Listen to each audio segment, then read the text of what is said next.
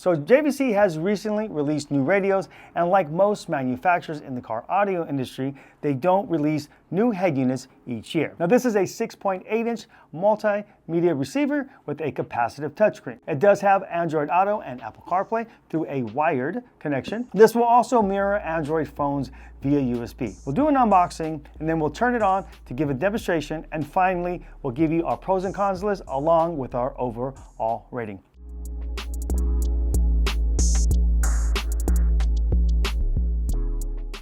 Hey, what's up? Josh here from Breaker Stereo and Performance. Welcome to our channel that reviews all the best in car audio, performance, suspension, and more. Because we don't drop stock. And if you're like us, where stock just doesn't cut it, make sure to subscribe to this channel. So JVC has recently released new radios, and like most manufacturers in the car audio industry, they don't release new head units each year. They let the same model run for a couple years, and in some cases even longer. So this is a replacement for the KW-M590BT. Now this is a 6.8-inch multimedia receiver with a capacitive touchscreen. It does have Android Auto and Apple CarPlay through a wired connection. This will also mirror Android phones via USB. And like most head units out there, this does have Bluetooth for both hands-free calling and audio transfer. Now this radio does have dual phone connection, so if you and your passenger are both linked to the radio and one person gets a phone call, it will override the other one. Now there's a built-in 13-band equalizer along with time alignment and crossovers. The USB is on a pigtail on the rear, and of course there's a backup camera input. Front, rear, and sub RCA pre-outs at 2.5 volts with a built-in amplifier at 22 watts times 4 RMS or 50 watts times 4 peak. Now you can add stereo controls to this radio, but the adapter is sold separately. Okay, that'll do it. Let's unbox. All right, so this comes with this yellow sheet here, and basically what this is telling you is, hey, there is an external mic that comes with the radio in addition to the internal mic that's on the front of it, okay? So use whatever's best for your situation.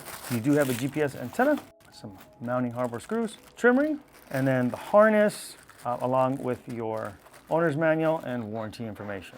Okay, that's that. Let's take a look at the body of this thing. Okay, so this is a shallow mount, just like the Kenwood, if you saw our Kenwood review. Basically, you could take this part off if you wanted to. I don't think it's that big of a deal. You've got a couple screws here that hold this. So if you need more room, you can do that. I think they do it for stability. So, I mean, if you got the room, I would probably just leave the bracket on, not mess with it. So it's 6.8-inch screen. You got some buttons here that are on the side that are flush, and then there's that microphone that we just mentioned, okay?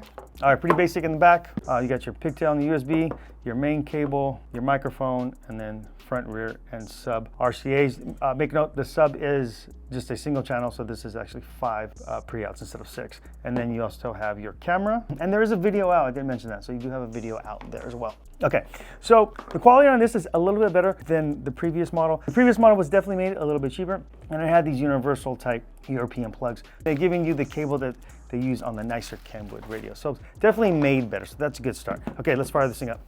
All right, so this is your home screen here. If you hit this matrix box right here, it's gonna give you all the sources that are available to you. So you have CarPlay, tuner, Bluetooth, USB, Android Auto, and then USB mirroring. All right, now let's go into settings. So on settings, we have AV display, user interface, camera, special connection. So this will give you your AV output, and then you have the reverse with AT. All right, and then you have some other options here. Now it is a little bit slow, as you can see, and that's because the chip in there is not the greatest. Again, this radio is $289, so they're not gonna put a high power chip in this thing. But I can say this, though, the screen does look nice. It's actually nice and vibrant. I know it's got this very vibrant background screensaver, but it does look really good. It's very sharp, so I do like that. Okay, so let's go to display. Here you can choose your wallpaper, all right? You got a couple options here. You can also upload your own as well through the USB, and you can also sync it with a smartphone photo. Okay, so that's pretty nice. Next, we have user interface. So select your language, your clock, time zone, adjust the clock, all that's there. Camera here, you only have a rear camera, so you can set this up with or without the guidelines, okay? And on special, you have demo on or off, and then your software information here. Okay, all right, let's keep going. All right, so let's go to audio. That's kind of important. We have our speaker and our crossovers. So here you can choose the type of vehicle that you're working on. Let's just say it's compact. You can choose the size speaker. You can choose the location as well. Okay, so you can do this with the front and the rear. along with the sub, okay, and also tweeter location. Let's go to crossover real quick. Let's check this out.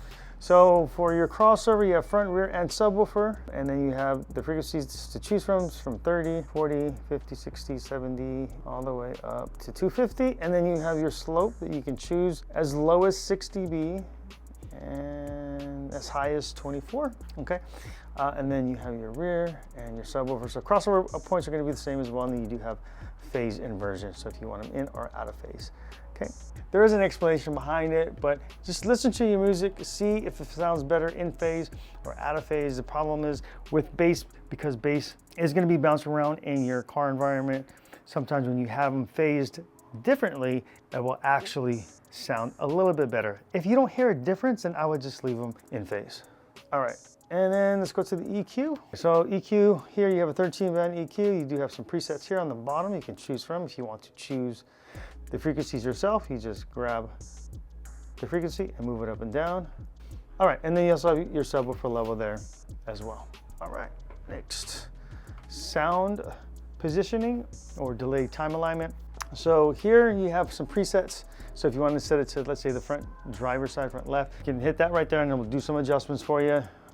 If you want to adjust it yourself, this does give you both milliseconds and feet, which I think is important. Some radios only come in milliseconds, and it's kind of hard to convert that. You can convert it, but it's much easier if you have the length. So you would basically measure from the center speaker to the driver's side headrest, okay, and then enter in the length, and then do the same for each speaker, including the subwoofer. Okay, if you do that, take the time to do it. It actually makes a pretty big difference. It's going to give you the imaging that the speakers are coming at you at the same time as if you were sitting in the middle of the vehicle.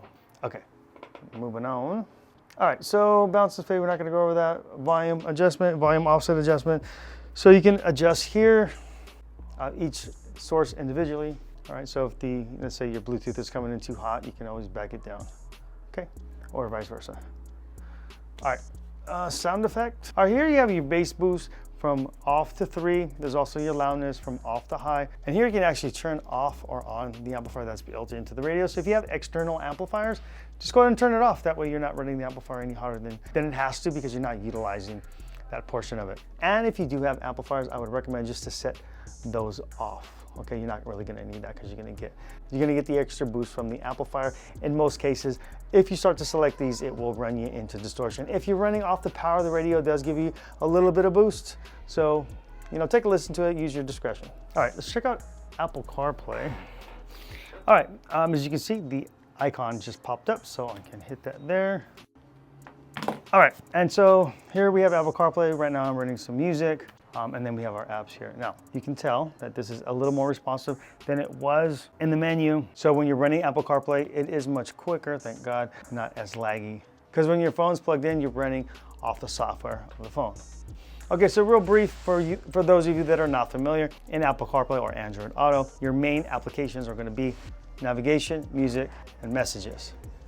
All right, that'll wrap it up for the demo. Overall, this is a pretty decent radio, especially for the price. Pros include the sound processing that JVC Kenwood products bring to the table, the capacitive touchscreen, I like the gesture control, and of course, the price. As far as cons are concerned, not much here considering the price, except for maybe the processing making it a little laggy. Beyond that, this is a great radio at a great value at $289. We're gonna give it a 4.25 star. If you're interested in this radio, we'll leave a link in the description below, taking you directly to the product page. Remember, we do have financing available. Simply add the cart, pick a financing option, get approved, and we'll send your radio out to you ASAP. Okay, if you haven't subscribed yet, make sure to subscribe to this channel. Again, my name is Josh. I'm with Breaker Stereo on Performance. Thanks for watching, and we'll see you guys next time.